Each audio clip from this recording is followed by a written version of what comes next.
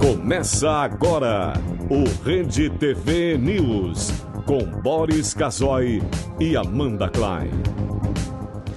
Boa noite. Olá, boa noite.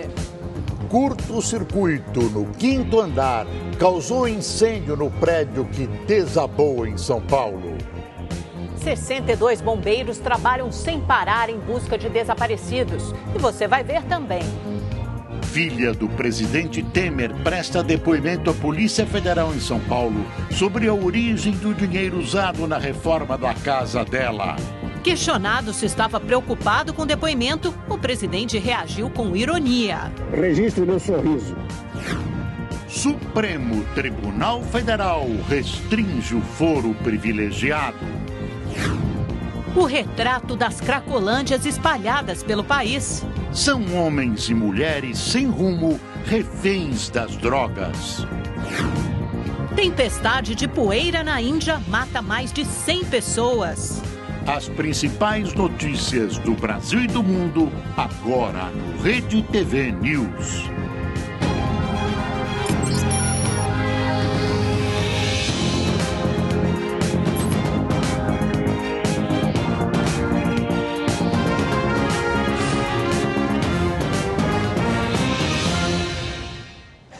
O Rede TV News começa falando sobre o prédio que pegou fogo e desabou na madrugada de segunda-feira em São Paulo. A repórter Estela Freitas fala ao vivo do centro da capital paulista e tem novidades sobre o caso. Boa noite, Estela. A polícia já descobriu o que provocou o incêndio? Boa noite, Boris. Boa noite a todos. Sim, segundo o secretário de Segurança Pública do Estado de São Paulo, Magno Alves, foi um curto-circuito no 5º andar que causou o incêndio. Segundo ele, a Polícia Civil chegou a essa conclusão depois do depoimento de uma moradora desse 5º andar que disse que o curto-circuito começou dentro de onde ela morava. Vamos ouvir os detalhes agora na fala do secretário. O incêndio começou em decorrência de um curto-circuito. Haviam 3 aparelhos ligados numa mesma tomada, um micro-ondas, uma geladeira e uma televisão. E o incêndio, infelizmente, começou nesse cômodo que era ocupado por essas 4 pessoas. Não foi uma briga de casal, não foi nada disso. O que aconteceu foi a fatalidade.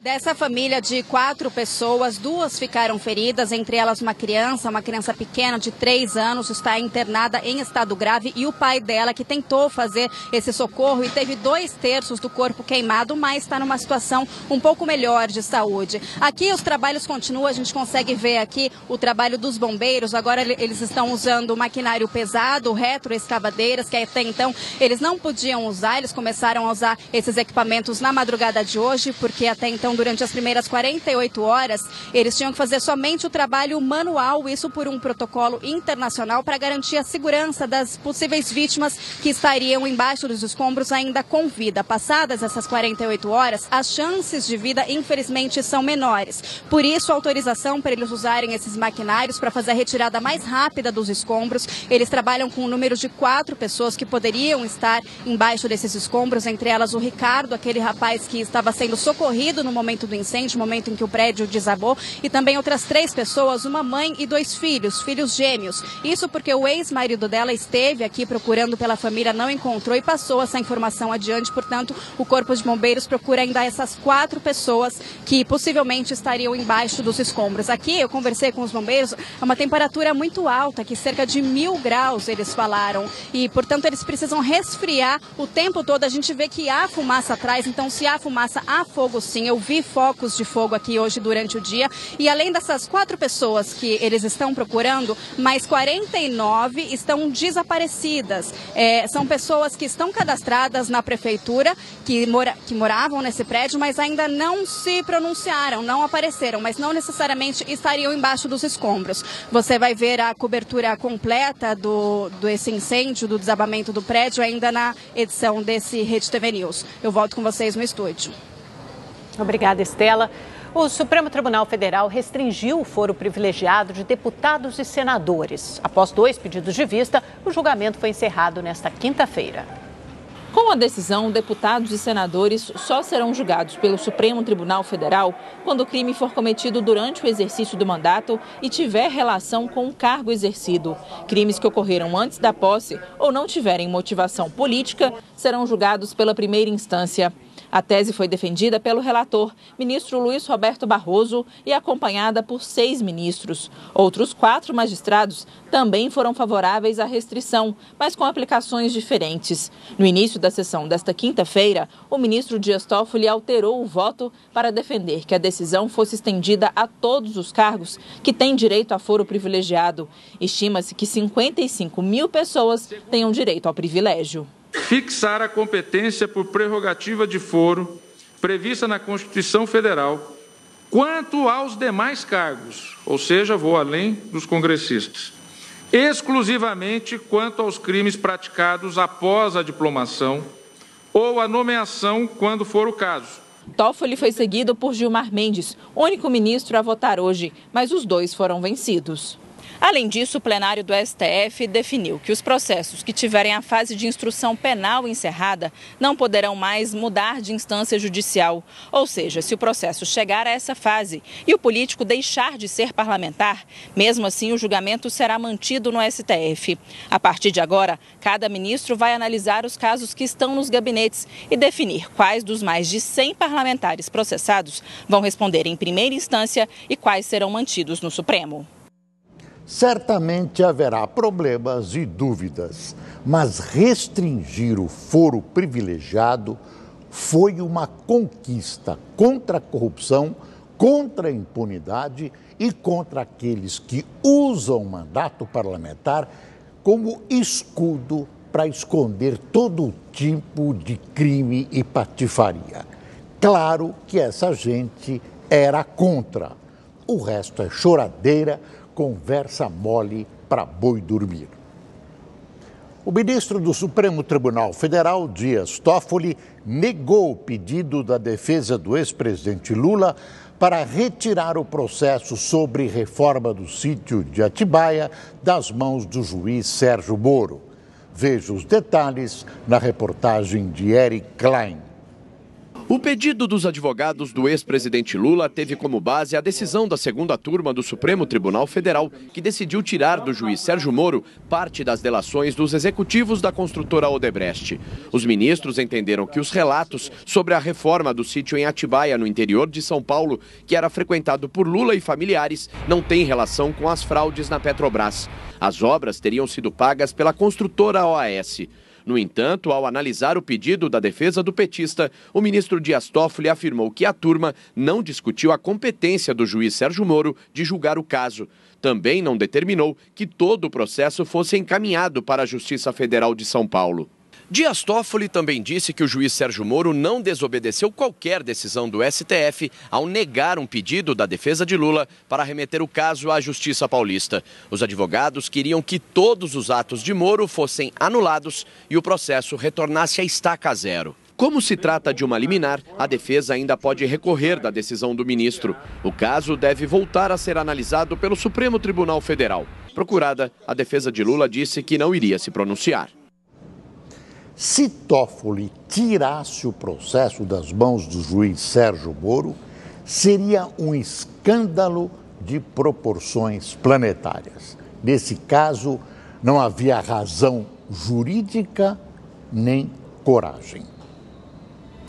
Em Curitiba, o ex-presidente Lula recebeu pela primeira vez desde que foi preso, no dia 7 de abril, a visita de amigos. Sobre esse assunto, a gente conversa com a repórter Débora Oliveira, que está ali em frente à Superintendência da Polícia Federal. Débora, boa noite. Quem foi visitar o presidente Lula hoje?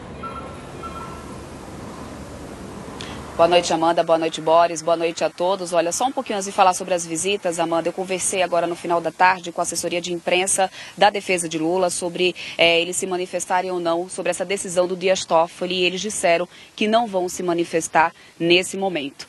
Mas agora, voltando a falar sobre as visitas, foi a Gleisi Hoffmann, senadora do PT, e também o Jacques Wagner, ex-governador da Bahia e ex-também ministro da Casa Civil nos governos Dilma e Lula. Eles estiveram aqui no final da tarde de hoje e conseguiram visitar o ex-presidente ex-presidente Lula na carceragem da Polícia Federal. Foi a primeira vez que Lula recebeu alguns amigos, além de parentes e também dos advogados, que essas já eram as visitas antes permitidas. Só que essa visita aconteceu hoje porque a juíza Carolina Lebos, a juíza substituta da 12ª Vara da Justiça aqui de Curitiba, ela já havia dito no dia 25 de abril que a Polícia Federal decidiria se Lula poderia ou não receber a visita, desde que tivesse tudo em comum acordo com a defesa de Lula e também que obedecesse algumas regras, como, por exemplo, o dia da visita, que é quinta-feira, o horário de funcionamento aqui da Superintendência da Polícia Federal e que a prioridade fosse ainda assim dos filhos de Lula e também dos advogados. Então, o que aconteceu hoje foi que os filhos dele estiveram aqui durante a manhã, o início da tarde, e em seguida disso vieram o Jacques Wagner e também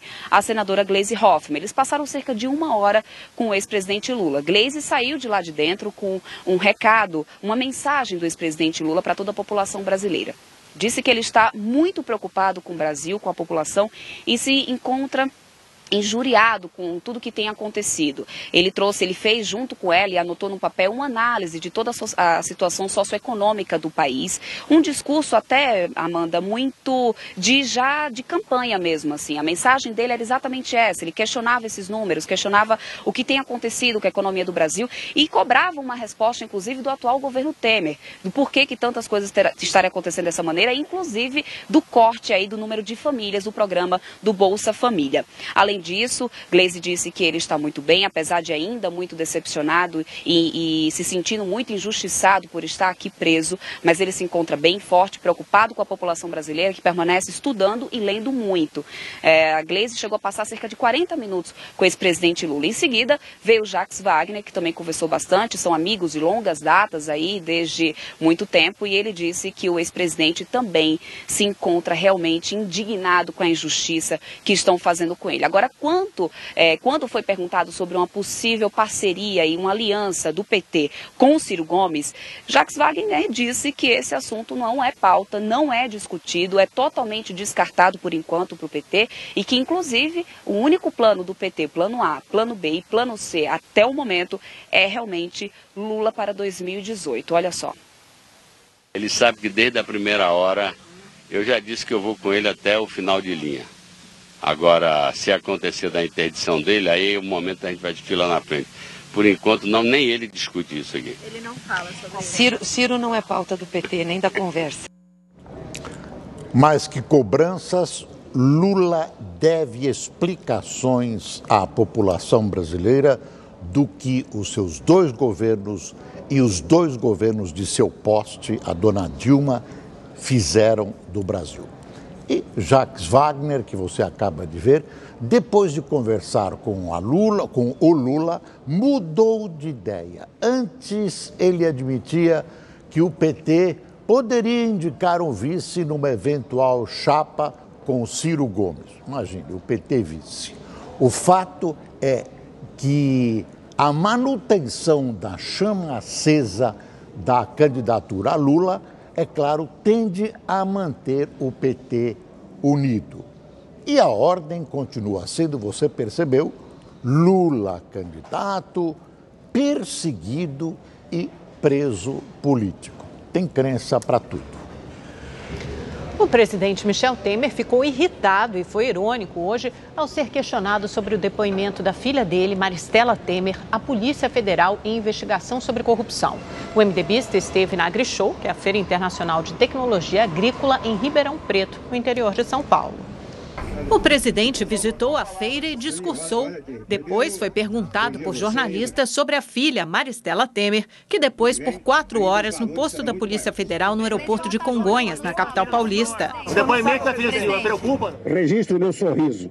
Os investigadores apuram se o presidente Temer recebeu propina em troca da edição de um decreto no setor portuário que teria beneficiado as operadoras Rodrimar e Libra. O MDBista também é suspeito de receber dinheiro da JBS e da Engevix para a campanha eleitoral do MDB. Os repasses teriam sido disfarçados em transações imobiliárias e reformas de casas de familiares. Fornecedores que trabalharam na reforma da casa da filha do presidente afirmaram que receberam dinheiro da mulher do coronel da reserva, João Batista Lima Filho, apontado como intermediário de propinas de Temer.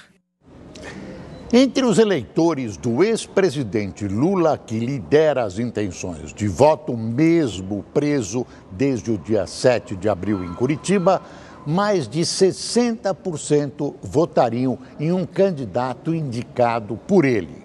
É o que revela o levantamento do Instituto Paraná Pesquisas, em parceria com o Jornal do Brasil.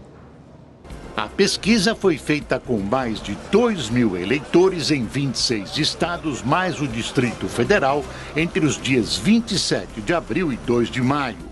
Além dos 62% de eleitores de Lula que seguiriam o nome apoiado pelo ex-presidente, outros 20,3% votariam em alguém que tivesse apoio do petista, dependendo do candidato. Já 16,8% não votariam numa indicação dele. Não sabem ou não opinaram, 0,9%. Entre o universo total de eleitores, o número de brasileiros que votariam em um candidato indicado pelo ex-presidente cai para 23,4%. 14,1% seguiriam a recomendação do petista, dependendo do candidato. Já 61,2%, mais da metade, não votariam em um nome apoiado por Lula. Não sabem ou não opinaram, 1,3%. O ex-presidente Lula mantém a liderança em intenções de voto na corrida pela presidência. O petista aparece com 27,6% dos votos. Bolsonaro em segundo com 19,5%. E Joaquim Barbosa, que quase não dá entrevistas e não faz campanha, surge em terceiro com 9,2%. Marina Silva, Geraldo Alckmin, Ciro Gomes e Álvaro Dias têm, respectivamente, 7,7%, 6,9%, 5,5% e 5,4%. O presidente Michel Temer aparece com 1,1%. Quase 10% dos eleitores não votariam em ninguém. Em um cenário sem Lula, Bolsonaro aparece em primeiro, com 20,5%. Marina Silva em segundo, com 12%. Em terceiro, Joaquim Barbosa, com 11%. Ciro Gomes, Geraldo Alckmin e Álvaro Dias aparecem com 9,7%, 8,1% e 5,9%, respectivamente. Finalmente, praticamente empatados, aparecem Fernando Haddad, Manuela Dávila e Michel Temer. Continua sendo muito prematuro fazer qualquer projeção sobre a eleição presidencial. Muita coisa ainda pode acontecer. As manifestações do 1º de maio, consagradas aos protestos e a favor da soltura de Lula, acabaram sendo um fracasso retumbante, com a presença praticamente da militância de esquerda e essa coisa que o Brasil ia explodir com Lula preso e com os protestos de 1º de maio acabou não acontecendo. Um fato a notar na pesquisa é a expressiva posição de Joaquim Barbosa, que tem a menor rejeição dentre os candidatos. Os mais rejeitados são Fernando Haddad, Geraldo Alckmin e Ciro Gomes. Mas é preciso tomar cuidado, eu insisto, porque o quadro de candidatos, apoios e tempos de TV e rádio ainda não está equacionado.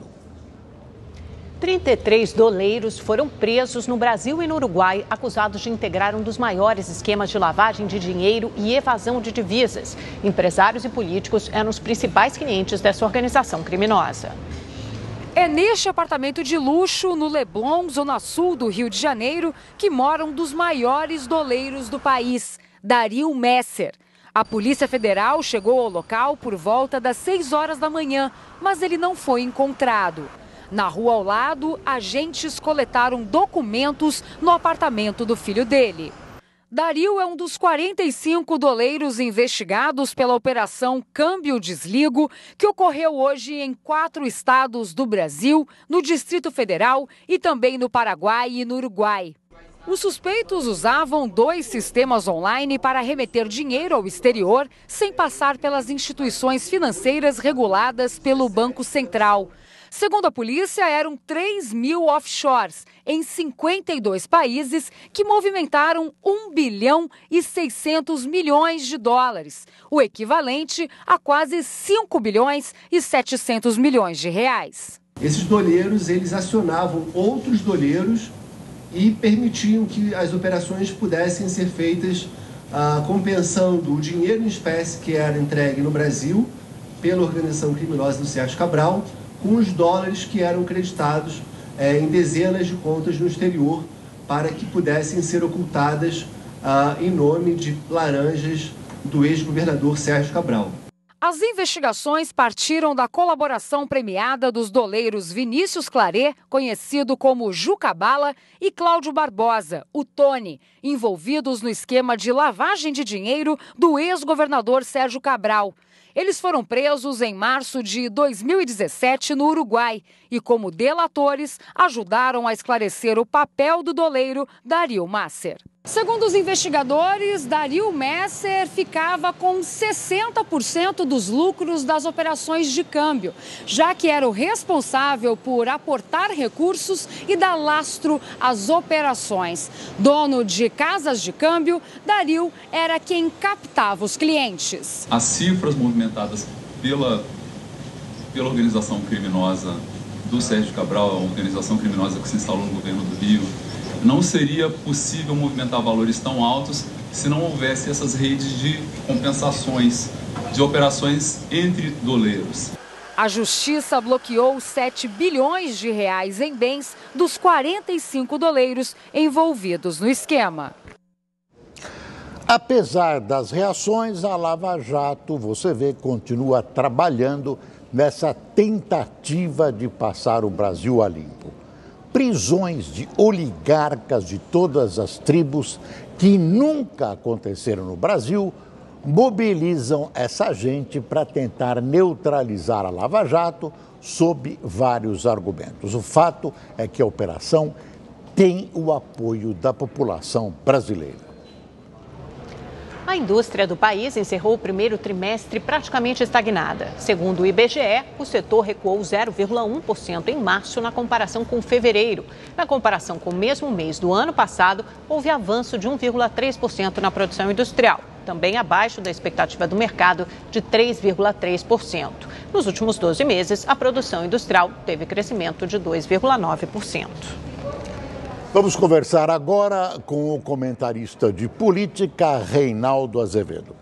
Reinaldo, boa noite. Como é que você vê o resultado dessa votação, dessa decisão do STF sobre o foro privilegiado? Mais uma vez, boa noite, Reinaldo.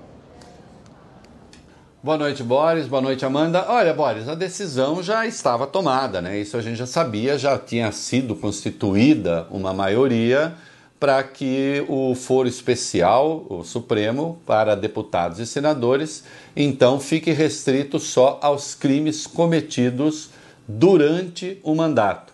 A dúvida era se seriam os crimes em razão do mandato ou não, e também isso prevaleceu. Também vamos considerar dentro do esperado. Agora, eu, enquanto assisti à sessão do Supremo de hoje, há 2 destaques a fazer importantes. Fiquei pensando, mas com alguma inversão naquela música do Wesley Safadão, né? 99% anjo, perfeito, mas aquele 1% é vagabundo. O foro especial que se limitou hoje no Supremo diz respeito a 1% das pessoas com foro especial no Brasil. E olha, vou dizer para você, dentro desse 1%, nem todo mundo é vagabundo. Tem gente ali muito boa. Só que 99% das pessoas com foro, aí sim, aí o número de vagabundos com foro é enorme. E continua. Que isso não mudou nada. E aí aconteceu uma coisa, quer dizer, a população eu conheço, sei qual é o espírito de boa parte, está acostumada a ver o Gilmar Mendes, olha aí o Gilmar Mendes querendo soltar todo mundo, olha não sei quem, olha o Toffoli, os dois inimigos da Lava Jato. Não há nenhuma razão para afirmar isso para começo de conversa. Mas tem essa máxima, não é? E foram justamente esses dois juízes a dizer o óbvio. Venham cá. Por que é que nós estamos fazendo isso apenas com 1% das pessoas com foro? Por que esse Supremo, então, não estende essa decisão que está tomando aqui a todas as pessoas com foro no Brasil? E aí coube ao Gilmar Mendes perguntar e lembrar se o problema da justiça brasileira é o foro especial. Será que é? Porque tem foro no Supremo um número ridículo de pessoas. Mínimo de pessoas. A esmagadora maioria da população brasileira está submetida à primeira instância, está submetida à segunda instância. Mas, na verdade, começa tudo na primeira. Por exemplo, se os juízes tivessem 30 dias de férias em vez de 60, porque todo brasileiro tem 30, você aumentaria a mão de obra do judiciário em 10%. E os auxílio moradia, e os penduricalhos, e não sei o quê. A ineficiência da justiça, conhecida e reconhecida. Sim, existem carências na justiça, como existem carências na saúde, como existem carências na educação. Mas na justiça elas são muito maiores. Será que você que me ouve, que me vê, o telespectador, que tem causas na justiça que se arrastam há anos, o Supremo tem alguma coisa a ver com isso? Isso não diz respeito justamente à primeira instância? Ah, mas foi os juízes, esses dois ministros tocarem nesse assunto, e aí começou uma reação corporativista dentro do próprio Supremo. Alexandre de Moraes saiu em defesa dos juízes. Carmen Lúcia diz que chega a se emocionar com a justiça brasileira. Ela se emociona com o que ela quiser, como diz meu amigo Gerald Thomas. Tem gente que se emociona quando uma linha reta vira uma curva. Cada um se emociona com a bobagem que quiser. Agora, se emocionar com a justiça brasileira, por quê? Muito mais emocionados estão os outros brasileiros, em razão da histórica ineficiência.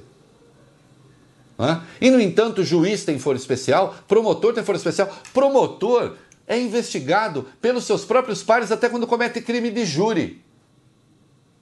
Aquele que matou a mulher grávida ficou investigado pelos seus pares. Será que os privilégios no Brasil são só os ditos privilégios dos políticos? E tem mais uma coisa. Será que um político poderoso prefere ser julgado no Supremo ou na sua terra natal, onde ele conhece o juiz? Onde provavelmente o juiz, se for estadual, pode ter ascendido durante o governo dele, por exemplo. Uma decisão estúpida, mas que pode ser corrigida.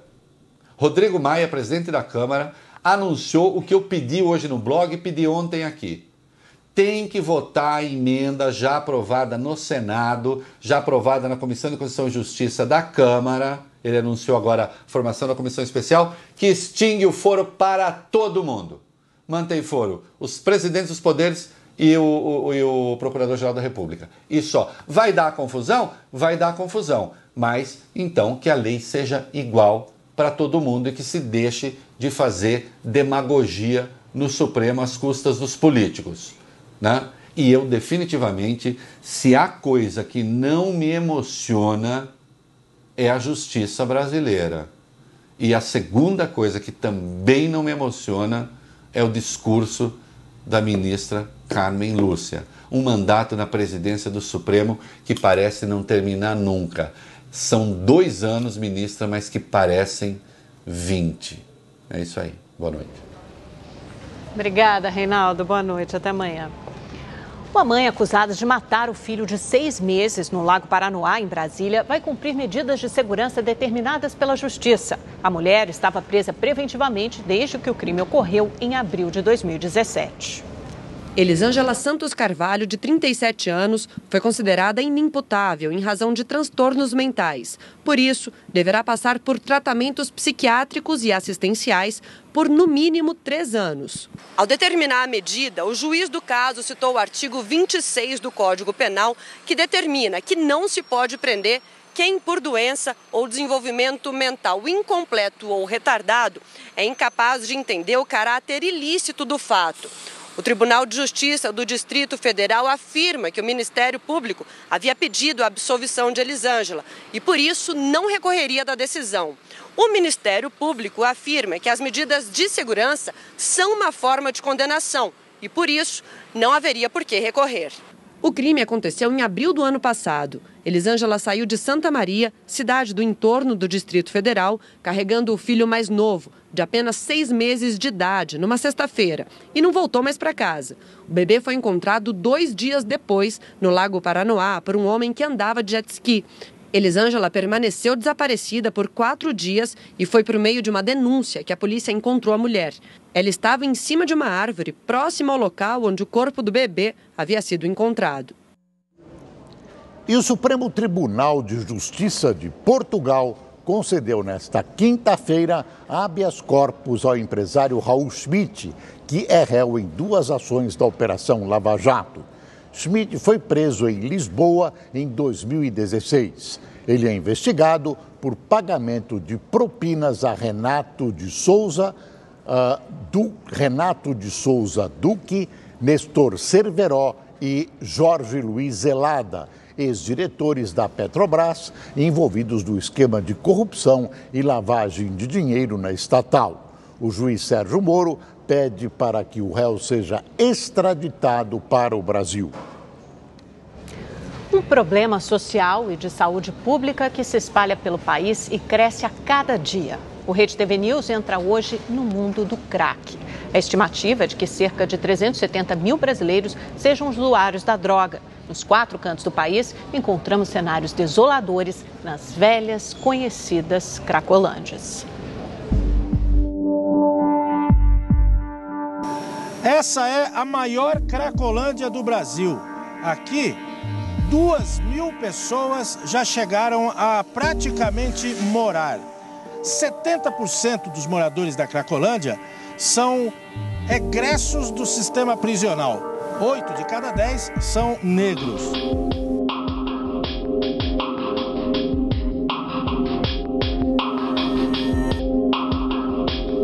Os pertences jogados na calçada se confundem com lixo. São de um usuário que se entregou ao vício. Para sair dele é quase uma loteria. Eles vivem pelas ruas do centro e em outras cracolândias espalhadas pela capital paulista. Homens e mulheres que perderam o controle da própria vida para um inimigo poderoso, o crack. Este homem perambula sem rumo. Depois de algum tempo, começa a pegar alguma coisa. Quando a gente olha de perto, percebe que não há nada nas mãos. Comportamento que por aqui parece normal, por quem está dominado pelas drogas. Tem 18 anos que eu puxo isso aí. 18 anos.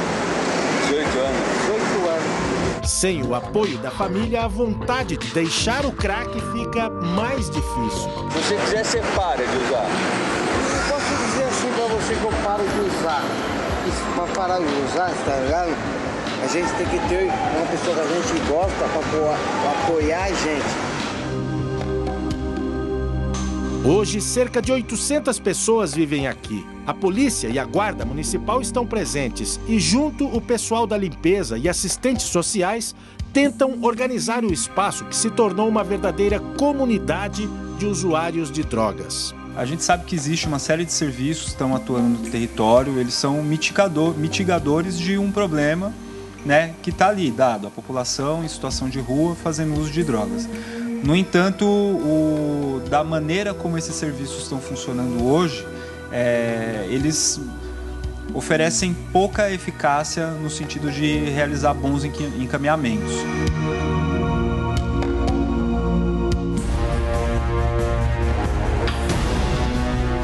Avenida Antônio Carlos, região noroeste de Belo Horizonte. Aqui, ao lado de um dos maiores conjuntos habitacionais da cidade, a venda e o consumo de drogas, principalmente crack, acontecem 24 horas por dia. A região é considerada o maior centro de narcotráfico a céu aberto de Minas Gerais. O Rede TV News flagrou como é a rotina na Cracolândia de BH. Esta jovem aparece visivelmente alterada. Ela caminha tranquilamente enquanto acende o cachimbo sem constrangimento na frente de um casal que passava pela rua. Em alguns pontos, homens são vistos repassando crack e recebendo dinheiro. A todo momento, a droga é consumida. Repare neste usuário. Ele fuma crack sozinho. Pouco tempo depois, parece estar sob efeito da pedra. Hoje, na região, cerca de 100 pessoas vivem nas mesmas condições. Do outro lado da rua, mais um grupo passa horas consumindo drogas. A polícia militar chega de surpresa e os usuários fogem, deixando para trás mochilas e sacolas. Aparecida, de 48 anos, é moradora de rua na região da Cracolândia e admite que usa drogas. Posso dizer que eu já experimentei todas, mas eu nunca perdi nada por causa da droga, porque eu sempre fui uma pessoa centrada. Para sobreviver, começou a pintar quadros na calçada. Telas bem distantes do mundo das drogas, que ela mesma admite. Não tem nada de colorido. Aqui não se respeita pai, não se respeita esposa, não se respeita filho. Todos estão na pista pela droga e passa por cima de qualquer coisa.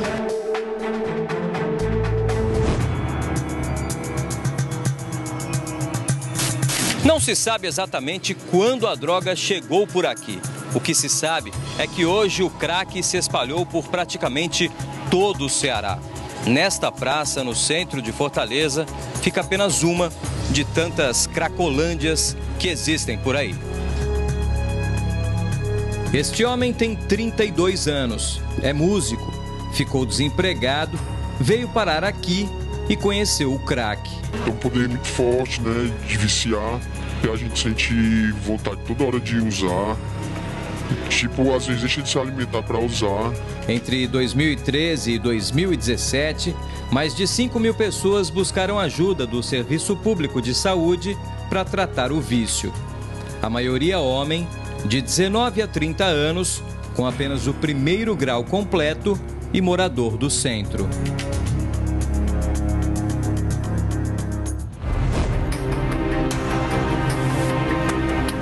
Entregues ao vício em plena luz do dia, abandonados e sem dignidade.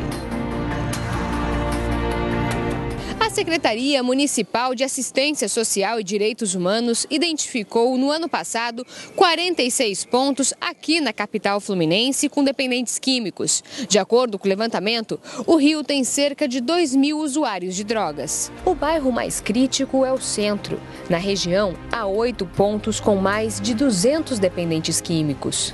Durante 16 anos, Marise fez parte desse mundo. Eu ia fazendo serviço cheirando dentro de casa normalmente, como se aquilo fosse uma coisa normal da vida de qualquer um. Mas foi o amor pela filha que a fez largar o vício.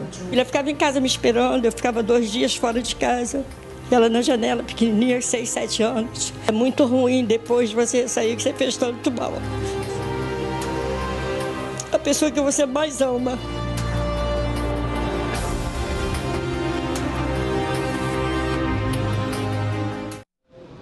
De acordo com a Prefeitura de São Paulo, o projeto Redenção, criado no ano passado, faz cerca de 3.500 atendimentos nas Cracolândias por dia. A Prefeitura de Belo Horizonte afirmou que no segundo semestre vai abrir um centro de referência na região, que mostramos na reportagem. Mas os usuários terão que se apresentar de forma voluntária. Já a Prefeitura de Fortaleza informou que acolhe e orienta os usuários que procuram atendimento. A Prefeitura do Rio não respondeu às nossas solicitações. São todas prefeituras da Suíça, nem parecem prefeituras brasileiras. Está tudo caminhando maravilhosamente. Olha, as promessas são muitas, mas até agora, nem de longe, o problema das Cracolândias foi resolvido. E o Brasil continua sem uma política definida de prevenção, combate e tratamento antidrogas. Isso é uma vergonha. Uma enfermeira foi presa acusada de tentar matar 3 recém-nascidos em uma UTI neonatal no Rio de Janeiro. As câmeras de segurança do Hospital Real Dora, em Bangu, na zona oeste da cidade, mostram quando a enfermeira se aproxima de uma incubadora e abre. Ela entrega um material a outra funcionária e retorna até o bebê. De acordo com a polícia, ela pega uma tesoura e corta um catéter. Minutos depois, o bebê aparece se debatendo. O caso aconteceu no dia 14 de janeiro.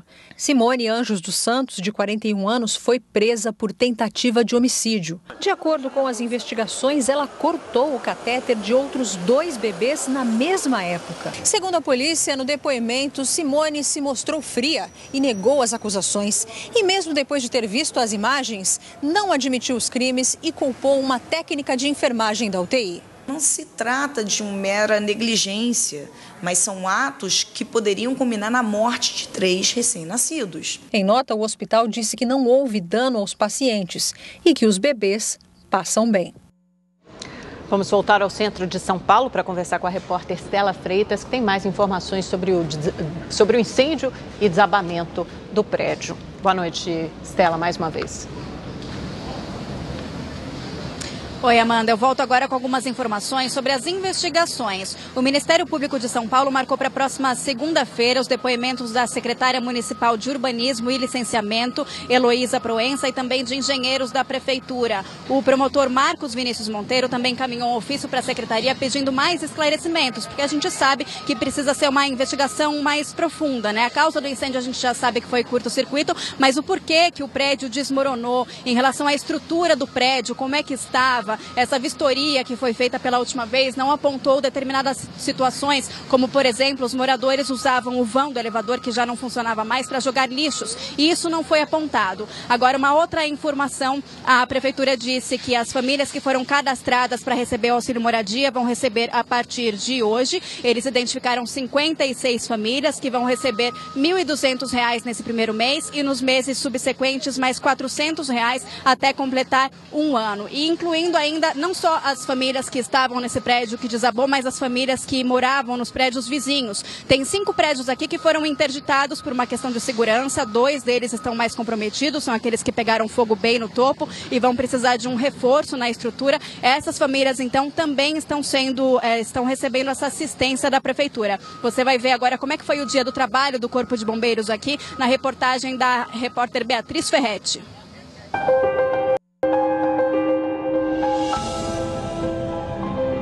Já são quase 70 horas de trabalho. Com o revezamento do efetivo, dezenas de bombeiros passaram mais um dia nos escombros do edifício Wilton Paes de Almeida. Todo o quarteirão continua fechado. 5 prédios estão interditados. Em um deles fica a perfumaria do Mauro, que também foi atingida pelo incêndio. Eu estou aqui há 2 dias numa praça. Eu não tenho comércio, eu não tenho nada, eu estou sem rumo, eu estou sem vida. Entendeu? Meus funcionários comigo, sem saber o que fazer. Agora chega dia 5, eu não tenho dinheiro para pagar eles. Eu não tenho acesso nem ao banco. Agora, um dos prédios que mais preocupa os bombeiros é este aqui. Com o fogo e o desabamento, a estrutura dele ficou comprometida e pode entrar em colapso.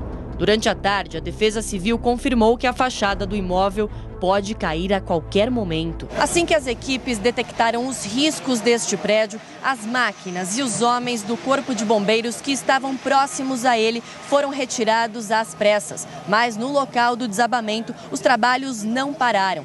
A retirada total dos escombros com esse maquinário pesado começou hoje cedo e só foi possível depois que o desabamento completou 48 horas. Isso porque, segundo os bombeiros, depois deste período, a chance de se localizar vítimas é mínima. Nós trabalhamos com a palavra improvável. Por que improvável? Porque a experiência nos mostra que foram pouquíssimos casos de incidentes graves como esse daí que encontramos vida, mas vamos trabalhar ainda com 1 semana de trabalho, acreditando que isso possa sim ocorrer. Enquanto isso, muitas famílias que ocupavam o prédio e se recusaram a ir para os abrigos da prefeitura continuam nesta praça a poucos metros do local da tragédia. Algumas pessoas se abrigam em barracas. Outras acabaram montando cabanas improvisadas para fugir do sol forte. Chegou depois barraca, eu pedi, não me deram. Já chegou a barraca e está dando para a gente que não era do incêndio. Até a gente tá indo embora com as barracas.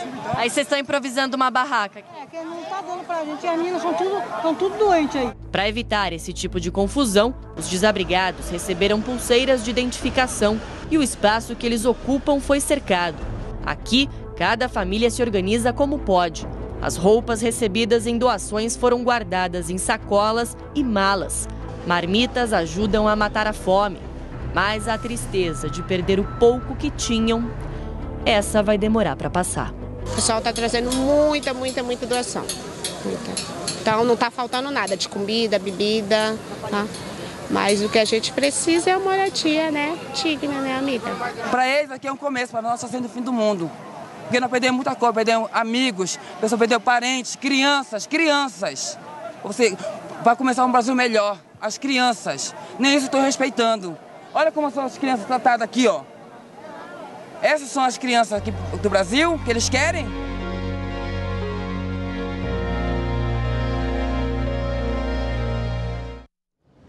Na França, centenas de ferroviários protestaram contra a reforma da Companhia Ferroviária Nacional, proposta pelo presidente Emmanuel Macron. Estudantes também aderiram ao movimento. As informações com o correspondente em Paris, Luciano Júnior. O dia foi tumultuado em Paris. Trens parados, trilhos vazios e muita gente precisando de paciência para tantos atrasos. Sorte de quem viajou e conseguiu chegar a Paris a tempo de trabalhar. Pelo menos um terço dos agentes da SNCF, empresa estatal ferroviária, cruzaram os braços. Apenas metade dos trens suburbanos chegaram hoje à capital francesa. O objetivo da greve é pressionar o governo antes de uma reunião marcada entre o sindicato da categoria com o primeiro-ministro na semana que vem. Os funcionários reclamam da intenção do presidente Emmanuel Macron de realizar uma reestruturação na empresa, retirando benefícios que garantem estabilidade de emprego e regalias vitalícias.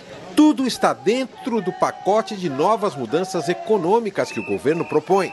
Estudantes aderiram ao movimento e aproveitaram para pedir uma greve geral no país. A polícia acompanhou tudo de perto. O presidente Macron já declarou que não cederá às pressões, que as reformas são necessárias e que pretende também privatizar algumas linhas, dando oportunidades para países estrangeiros investirem no setor. A greve deve prosseguir amanhã, causando mais transtornos para os passageiros. Muitos estão indignados. Isso é certo ou não? Nós pagamos todo mês o trem para ir trabalhar. Isso não é justo. Na verdade, não é justo. É mal organizado. De Paris, Luciano Júnior para o Rede TV News. Na campanha eleitoral, Macron traçou uma política econômica que está sendo realizada. A ideia é o país e não as corporações. É olhar a floresta e não a árvore. Espera-se que os candidatos a presidente aqui no Brasil definam com clareza as suas políticas e de onde virão os recursos para o cumprimento de suas promessas. Por enquanto, tivemos aqui apenas um festival de generalidades de todos pré-candidatos. Mais de 100 pessoas morreram depois que uma tempestade violenta de poeira atingiu pelo menos 3 estados na Índia. Os detalhes com o correspondente na Ásia, Marcelo Espíndola. A cena registrada pela câmera de um telefone celular parece um filme de terror.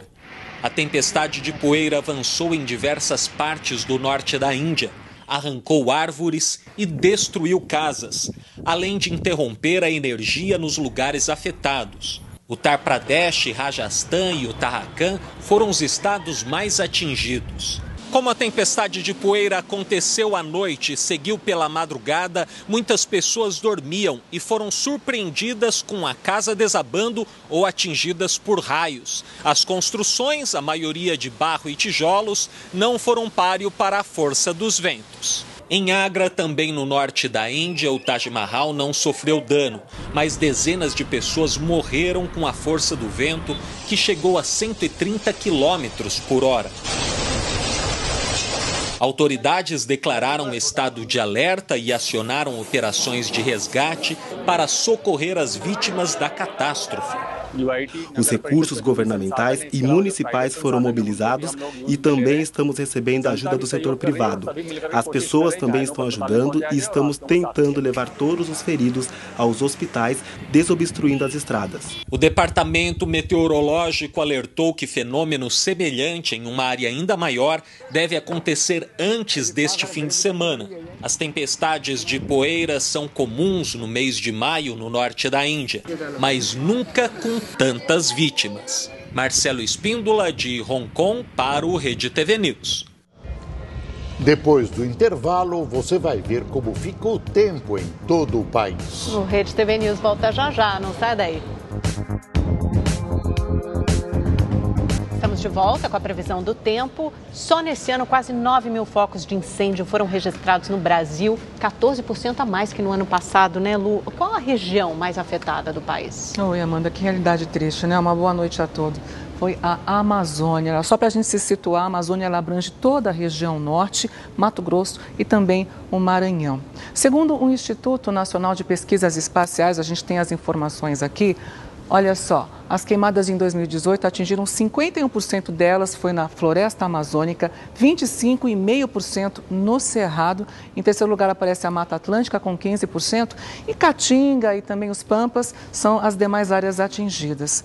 Enfim, essa realidade é muito triste, né? Já que a gente está falando de queimada, a gente está entrando na fase mais seca do ano e isso vai piorar a partir de agora, infelizmente também. Vamos dar uma olhadinha no mapa de amanhã, começando pelo norte. Olha só, apesar de haver previsão de pancadas de chuva para quase toda a região, as queimadas continuam. Só não vai chover no sudeste do Tocantins. No nordeste, a chuva vai apertar, vai ser mais frequente e intensa na faixa litorânea entre Paraíba e sul da Bahia. Nas áreas em verde claro, a chuva vai ser passageira, no mais é o sol que predomina. No centro-oeste do país, nada de chuva. No extremo nordeste, lá de Goiás e olha, no Mato Grosso do Sul. Aliás, Mato Grosso do Sul, a gente também tem imagens lá do estado, está com umidade relativa do ar abaixo de 20%, é situação de alerta. Então a população tem que beber muita água e também umedecer os ambientes. Vamos voltar ao mapa, vamos para o sudeste, vem para o sudeste aqui, olha só, chove no Triângulo Mineiro, no norte paulista, no litoral capixaba e fluminense, essa chuva vai ser bem fraquinha, no mais é o sol que vai predominar, o tempo segue seco. E no sul do país, uma frente fria está lá no oceano e provoca pancadas de chuva na maior parte da região. E olha só, nas praias do Paraná e de Santa Catarina, a chuva vai apertar também. Vamos dar uma olhadinha agora nas temperaturas? O dia começa com 18 graus em São Paulo e no Rio de Janeiro e à tarde os termômetros vão chegar aos 35 graus aqui em Cuiabá e 29 lá em Vitória. Bem, meu recado foi dado hoje. Calorão, né? Continua, Lu? Calorão continua e a gente se vê. Vai chegar um friozinho aqui no sudeste, mas é mais para que segunda quinzena. Oba! E amanhã a gente se vê então. Tchau, tchau, Boris. Tchau, Boa tchau, noite, gente. Lu. Até amanhã. Boa noite. Uma última notícia. O Tribunal Regional Federal da Primeira Região mandou soltar o ex-deputado federal e ex-ministro Henrique Eduardo Alves, do MDB. Mas, devido a uma outra decisão da Justiça do Rio Grande do Norte, ele ficará em prisão domiciliar. Alves estava preso desde junho do ano passado, em Natal, acusado de desvio de recursos nas obras de construção da Arena das Dunas, um dos estádios da Copa do Mundo de 2014.